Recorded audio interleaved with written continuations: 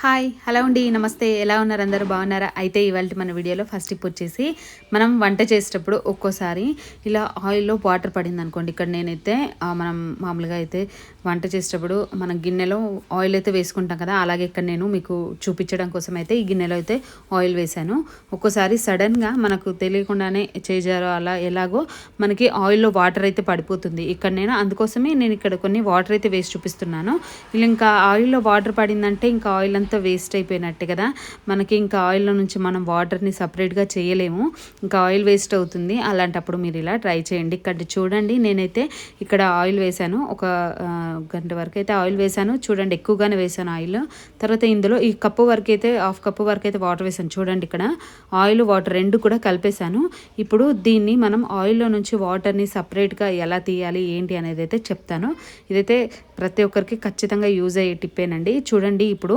దీనికోసం మనం ఏం చేయాలంటే ఒకటి కవర్ తీసుకోవాలి ఇక్కడ నేను చూపిస్తున్నటువంటి ఇలాంటి కవర్ ఒకటి తీసుకొని దీని మొత్తాన్ని కూడా అందులో వేసేయండి ఆయిల్ కలిసిన వాటర్ ఇదంతా కూడా ఇందులో వేసేసేయండి ఇంకా ఇలా వేసేసి పైన ఒక రబ్బర్ బ్యాండ్ వేసేయండి ఓకే ఆ పైకి ఒక రబ్బర్ బ్యాండ్ వేసేస్తున్నాను చూడండి ఇలా ఒక రబ్బర్ బ్యాండ్ అయితే వేసేసుకోవాలి ఇప్పుడు చూడండి ఇక్కడ కొంచెం సేపు మనం ఇలా పట్టేసుకున్నామంటే మనకి వాటర్ అంతా కిందికి వచ్చేస్తుంది ఆయిల్ అంతా పైకి వచ్చేస్తుంది ఇక్కడ నేను చూపిస్తున్నాను చూడండి చివర్లో చిన్నగా కట్ చేసుకున్నాను మీకు ఇక్కడ కనిపించట్లేదు ఇక్కడ చూపిస్తున్నాను చూడండి ఇక్కడ మీకు అర్థమైపోతుందా వాటర్ కింది ఉంది ఆయిల్ అంతా పైకి ఉంది ఇక్కడ చూడండి ఇక్కడ నేను చూపిస్తున్నంత వరకు అయితే వాటర్ మీకు తెలిసిపోతుంది ఓకే ఇలా వాటర్ అంతా వెళ్ళిపోయేంత వరకు ఒక గిన్నెలో అయితే వాటర్ అంతా తీసేసుకుంటున్నాను ఓకే ఇక్కడ మనకి తెలిసిపోతుంది ఎక్కడి వరకు వాటర్ ఉందనేది అయితే మనకి ఈజీగా తెలిసిపోతుంది అనమాట చూడండి ఇలా తర్వాత ఇక్కడికి మళ్ళీ ఇక్కడ నుంచి అయితే ఆయిల్ ఉంది కాబట్టి ఇంకా మనం ఆయిల్ని ఇంకా సపరేట్ చేయొచ్చు అనమాట ఇలా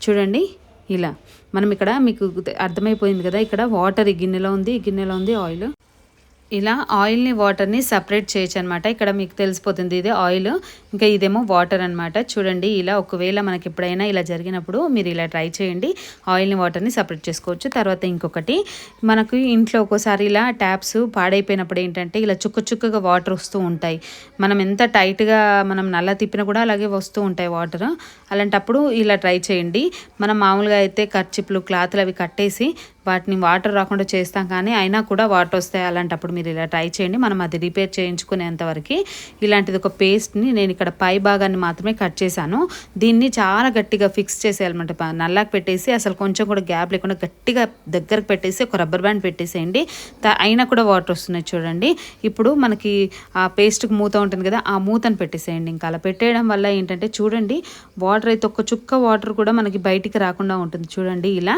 మనం రిపేర్ చేయించుకునేంత వరకు అయితే మనం వాటర్ని అయితే వేస్ట్ చేయకుండా ఇలా యూజ్ చేసుకోవచ్చు నచ్చితే ట్రై చేయండి ఓకే తర్వాత ఇంకొకటి వెల్లుల్లి రెబ్బలు కానీ లేకపోతే ఉల్లిపాయలు కానీ సరేనా ఇక్కడైతే నేను వెల్లుల్లిపాయలు అయితే తీసుకున్నాను ఈ వెల్లుల్లిపాయలని రెండైతే తీసుకొని ఇలా కట్ చేసుకున్నాను ఇది ఎందుకంటే మనకి కిచెన్లో ఒక్కోసారి బల్లి ఎక్కువగా ఆ ప్లేస్లోనే తిరుగుతుంది మనం ఎంత దాన్ని అక్కడి నుంచి వెళ్ళగొట్టినా అక్కడనే తిరుగుతుంది అంటే మాత్రం మీరు ఇలా ట్రై చేయండి ఓకే ఇప్పుడు ఇలా వెల్లుల్లిపాయలని కట్ చేసుకున్నాం కదా ఇలా రెండు ముక్కలుగా ఇది చిన్నగా ఉంది కాబట్టి 2 ముక్కలుగా కట్ చేశాను పెద్ద వెల్లుల్లిపాయలు అయితే ఒక 3 ముక్కలుగా ఈ సైజులో కట్ చేసుకొని ఇలా ఒక పిన్నిస్కి గుచ్చేసుకొని కిచెన్లో మనం ఎక్కువగా మనకి ఎక్కడ బల్లి తిరుగుతుందో ఆ ప్లేస్లో దీన్ని ఇలా తగిలించేయండి ఆ ఘాటు వాసనకి బల్లి ఆ ప్లేస్లోకి అయితే రాదనమాట ఓకే ఇలా నచ్చితే ట్రై చేయండి తర్వాత ఇంకొక టిప్ చెప్తాను మనం సింక్లో ప్రతీది మనం ఇందులోనే గిన్నెలు తోమడం అలా చేస్తూ ఉంటాం కదా మామూలుగా నాన్ వెజ్ కానీ వెజ్ ఏదైనా సరే మనం ఇందులోనే గిన్నెలు కడిగేస్తూ ఉంటాం కాబట్టి ఒక్కోసారి అంతా బ్యాడ్ స్మెల్ వస్తూ ఉంటుంది అలాంటప్పుడు నీచు వాసనలాగా వచ్చినప్పుడు ఇలా ట్రై చేయండి ఇది ఏదైనా సరే మనకి ఎక్స్పైర్ అయిపోయిన సిరప్స్ ఉంటాయి కదా ఇంకా దాన్నైతే ఆ సింక్లో ఇలా వేసేయండి ఓకే ఇక్కడ ఇలా వేసేయండి ఎక్స్పైర్ అయిపోయింది మనకి ఇంకా అది యూజ్ అవ్వదు అనుకునేది ఇలా వేసేసి తర్వాత ఇందులో కొంచెం బేకింగ్ పౌడర్ వేసేయండి బేకింగ్ సోడా ఏదైనా సరే ఇది వేసేయండి చూడండి అక్కడ ఎలా వస్తుందో తర్వాత ఇందులో కొంచెం వేడి నీళ్ళు వేసేయండి ఇలా వేయడం వల్ల ఏంటంటే మనకి సింకులో నుంచి బ్యాడ్ స్మెల్ అనేది రాకుండా ఉంటుంది ఏమైనా బొద్దింకలు అట్లా ఏమైనా ఉన్నా కూడా మనకి రావన్నమాట ఓకే నీట్గా ఉంటుంది ఇలా అప్పుడప్పుడు ఇలా చేయడం వల్ల మనకి సింకులో నుంచి ఎలాంటి స్మెల్ అట్లా ఏమీ ఉండదు నచ్చితే ట్రై చేయండి తర్వాత ఇంకొకటి ఒక గిన్నె అయితే తీసుకున్నాను తర్వాత ఇప్పుడు ఇందులో కొంచెం కొబ్బరి నూనె అంటే కొంచెం ఇంత అయితే సరిపోతుంది ఇట్లా కొంచెం కొబ్బరి నూనె తీసుకున్నాను తర్వాత ఇందులోనే కొంచెం బేకింగ్ పౌడర్ వేసుకున్నాను వంట సోడా ఉంటుంది కదా, అదైతే వేసుకున్నాను. ఓకే, ఇప్పుడు ఇందులో కొంచెం నిమ్మకాయ పిండుకున్నాను. ఒక సగం కంటే తక్కువే ఇదైతే పిండేసుకున్నాను. ఓకే, తర్వాత ఇందులో కొంచెం ఒక చిటికెడు పసుపు, కొంచెం ఉప్పు వేసుకోవాలి. కొంచెం వేస్తున్నాను పసుపు. తర్వాత ఇందులోనే కొంచెం ఉప్పు వేసేసి ఇదంతా కూడా బాగా కలిసేలాగా కలపాలి. ఇది ఎందుకంటే కొంతమందికి పండ్లు పచ్చగా ఉంటాయి అన్నమాట, ఇలా ఎల్లో కలర్లో ఉంటాయి, పైన మధ్యలో రెడ్ కలర్ గీతల్లాగా వస్తూ ఉంటాయి కదా, మనం ఎంత నీట్గా క్లీన్ చేసినా కూడా అస్సలు పోవు. అలాంటి వాళ్ళకి ఇలా ఉంటాయి పండ్లు. అలాంటి వాళ్ళకి, లేదా మనకి నోట్లో నుంచి ఏదైనా బ్యాడ్ స్మెల్ వస్తుంది అలాంటి వాళ్ళకి కూడా ఇదైతే బాగా పనిచేస్తుంది. ఇదంతా కూడా బాగా కలిసేలాగా కలిపి మనం ఏ పేస్ట్ వాడతామో ఆ పేస్ట్ని అందులో మనకి ఒకరికైతే సరిపోయేంత పేస్ట్ని అయితే ఇలా వేసాను. ఇది మొత్తం కూడా బాగా కలిసేలాగా కలిపేసుకొని దీంతో మనం వారానికి ఒక 2 సార్లు అలా మనం బ్రష్ చేసుకున్నాం అనుకోండి, మనకు నోట్లో నుంచి బ్యాడ్ స్మెల్ అట్లా ఏమి రాకుండా ఉంటుంది. పండ్లు కూడా మనకి ఎల్లో కలర్లో ఉన్నవి కూడా మంచి వైట్లోకి వస్తాయి. ఓకే, ఇదైతే ఖచ్చితంగా మీకు వర్కౌట్ అవుతుంది. నచ్చితే ట్రై చేయండి. ఓకే, తర్వాత ఇంకొక టిప్ చెప్తాను. ఇలాంటి వాటర్ బాటిల్ మూతలు అయితే తీసుకున్నాను. 3 లేదా 4 వాటర్ బాటిల్ మూతలు అయితే తీసుకోవాలి. ఇప్పుడు దీనికి ఇలా డబల్ సైడ్ టేప్ అయితే అంటించుకుంటున్నాను చూడండి. ఓకే, ఇలా అన్నింటికి కూడా మనం 4 తీసుకున్నా సరే ఇలా డబల్ సైడ్ టేప్ అయితే అంటించుకోవాలి. ఇది కూడా మనకి ప్రతి ఒక్కరికి ఇంట్లో ఖచ్చితంగా యూజ్ అయ్యేదేనండి. ఓకే, ఇలా అంటించుకున్నాం కదా. ఓకే, ఒక చిన్న రిక్వెస్ట్ అండి, మీలో ఎవరైనా మన ఛానల్ని ఫస్ట్ టైం చూస్తే ప్లీజ్ ఒక లైక్ చేసి ఛానల్ని సబ్స్క్రైబ్ చేసుకోండి. ఇలా వాటర్ బాటిల్ మూతల్ని వేస్ట్గా పడేయకుండా ఇలా యూజ్ చేసుకోవచ్చు. మనం సిలిండర్ని ఇలా ఫ్లోర్ పైన ఇలా పెట్టేసామనుకోండి, సిలిండర్ కింద అంతా కూడా మనకి ఏంటంటే మొత్తం మరకలాగా వచ్చేస్తూ ఉంటుంది కదా. అలా వచ్చినప్పుడు ఆ ఫ్లోర్ అంతా కూడా పాడవుతుంది. మనం ఆ మరకనైతే అస్సలు మనం తీయలేము. అలాంటప్పుడు ఇలా చూడండి, ఇక్కడ మనము ఇందాక మనం వాటర్ బాటిల్ మూతలు ఉన్నాయి కదా, వీటిని నేను వీటి కింద అయితే ఇలా పెట్టేసుకున్నాను. ఇలా పెట్టేసుకోవాలి ఇక్కడ నేను చూపించినట్టుగా.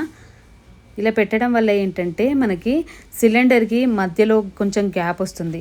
అలా గ్యాప్ రావడం వల్ల మనకి కింద ఫ్లోర్ అనేది కొంచెం గ్యాప్ ఉంటుంది కాబట్టి మనకి ఆ చిల్లుము తుప్పు మరకలు ఏమీ పట్టకుండా ఉంటాయి. చూడండి, ఇక్కడ నేను 3 పెట్టుకున్నాను కదా, ఆ 3 కూడా ఇలా అక్కడోటి ఇలా 3 జాగాల్లో ఇలా అంటించుకున్నాను. 4 అయినా సరే మనం ఇలా పెట్టుకోవచ్చు అనమాట. చూడండి, మధ్యలో గ్యాప్ వస్తుంది. ఇక్కడ వేలు పెట్టి చూపించాను, మనకు వేళ్ళు ఈజీగా వెళ్ళిపోతాయి. మనం ఊడ్చేటప్పుడు కూడా మనకి చెత్త ఏదైనా ఉంటే కూడా మనం క్లీన్ చేసుకోవచ్చు. తర్వాత ఇలా పెట్టడం వల్ల ఏంటంటే మనము సిలిండర్ని ఎప్పుడైనా మనం ఇంట్లో క్లీన్ చేసుకునేటప్పుడు మామూలుగా సిలిండర్ని కొంచెం అటు ఇటు జరుపుతూ ఉంటాం కదా, అలా జరిపే టైంలో కూడా మనం దాన్ని అటు ఇటుగా జరపవచ్చు అనమాట. ఇలా చూడండి, ఇలా జరిపి కూడా మనం దాన్ని క్లీన్ చేసుకోవచ్చు. ఈజీగా జరుగుతుంది. ఇలా జరపడం వల్ల కూడా మనకి ఫ్లోర్ ఏమైనా పాడవుతుందో ఏమో అనే ప్రాబ్లం ఏమీ ఉండదు. సింపుల్గా ఆ సిలిండర్ని కింద పెట్టకుండా ఇలా వాటర్ బాటిల్ మూతలపై ఇలా పెట్టండి. ఇలా డబల్ సైడ్ టేప్ వేసాం కాబట్టి అది అసలు జరగదనమాట. అది ఆ సిలిండర్కి అక్కడికి అతుక్కుపోతుంది కాబట్టి మనకి ఒక స్టాండ్ లాగా అయితే ఉంటుంది. ఇలా చూడండి.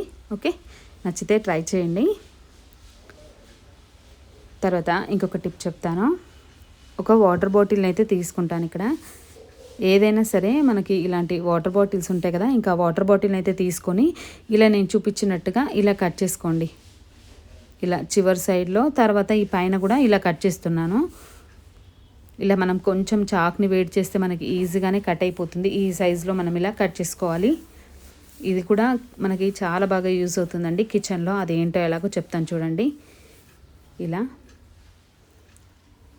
ఓకే, ఇలా కట్ చేసుకోవాలి. మనం చాక్ని వేడి చేస్తే ఈజీగా కట్ అయిపోతుంది. ఇప్పుడు ఇవి ఎందుకంటే మనం స్టవ్ని క్లీన్ చేసుకుంటాం కదా, స్టవ్ని క్లీన్ చేసుకునేటప్పుడు ఏంటంటే ఇక్కడ చూడండి, మనం స్టవ్ని క్లీన్ చేసుకునేటప్పుడు మామూలుగా అయితే మనము అలాగే వాటర్ వేసి క్లీన్ చేసామనుకోండి, మనకి బర్నర్ లోపలికి వాటర్ అంతా వెళ్ళిపోతుంది. అలా వెళ్ళిపోవడం వల్ల మనం స్టవ్ వెలిగించినప్పుడు మనకి తొందరగా అంటుకోదన్నమాట.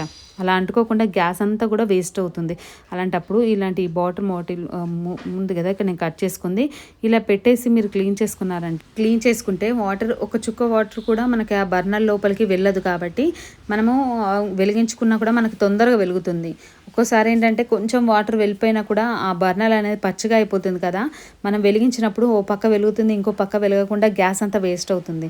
అలా కాకుండా మనం ఎప్పుడు క్లీన్ చేసుకున్నప్పుడు కూడా ఇలాంటి క్యాప్లు కానీ ఏవైనా సరే మనం వాటికి లోపలికి అసలు వాటర్ తగలకుండా మనం ఇలా ఏదైనా కవర్ చేసామంటే మనకి గ్యాస్ అనేది ఎక్కువగా వేస్ట్ అవ్వదు, బర్నర్ కూడా తొందరగా పాడవదు అనమాట. ఇక్కడ చూపిస్తాను చూడండి, నేను ఎంత ఎక్కువ వాటర్ వేసి కడుగుతున్నా కూడా మనకు బర్నర్ మీద ఒకసారి కొంచెం వాటర్ కూడా రాలేదు చూడండి. ఇలా చేయడం వల్ల మన గ్యాస్ కూడా ఎక్కువగా వస్తుంది, నచ్చితే వేస్ట్ అవ్వదు అనమాట. నచ్చితే ట్రై చేయండి. ఇందులో మీకు ఏ టిప్ యూజ్ అవుతుంది అనిపిస్తుందో ఒక చిన్న కామెంట్ చేయండి. వీడియో నచ్చితే లైక్ చేసి ఛానల్ సబ్స్క్రైబ్ చేసుకోండి. Thank you.